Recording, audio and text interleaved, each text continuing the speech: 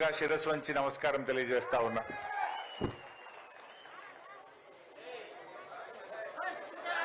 నిజంగా సాయి చంద్ మనను వీడిపోయి 2 సంవత్సరాలు అయిందంటే నేను నమ్మలేకపోతా ఉన్నాను.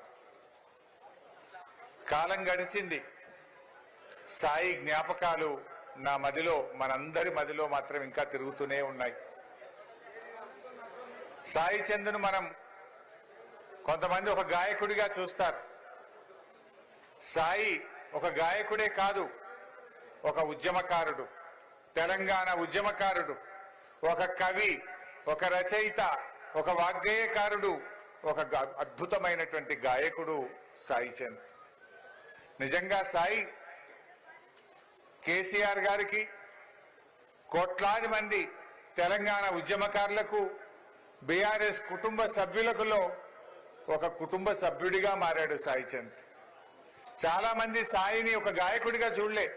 ఇందాక సునీత చెప్పింది, ఇంటికి పిలిచి బట్టలు పెట్టాను అని. బట్టలు ఎవరికి పెడతాం? తమ్ముడికి పెడతాం, తోబుట్టుకు పెడతాం, ఆడబిడ్డకు పెడతాం.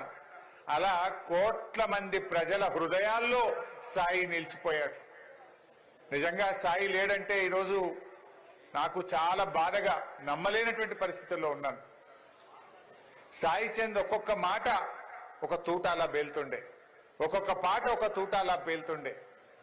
అది ఏ పాట అయినా సరే, అమరుల గురించి పాడిన రాతి బొమ్మల్లో కొలువైన శివుడా పాట అయితేనేమి, డాక్టర్ బాబాసాహెబ్ అంబేద్కర్ గురించి పాడిన పాట అయితేమి, పాట ఏదైనా గుండెను సముద్రం చేయగలిగిన శక్తి ఒక్క సాయికే సొంతం. ఆ రాతి బొమ్మల్లో కొలువైన శివుడా అనే పాట ఒక్కసారి కాదు, సాయి ఎన్నిసార్లు పాడితే అన్నిసార్లు నా కళ్ళల్లో నీళ్లు తిరిగేది. దుఃఖాన్ని ఆపుకోలేకపోయేవాడిని, అందులో లీనమైపోయి పాడేవాడు.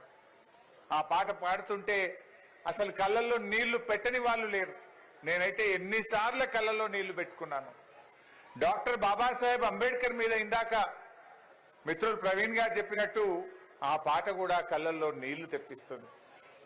నిజంగా ఇలాంటి సమాజం ఉండేనా అనిపించేది.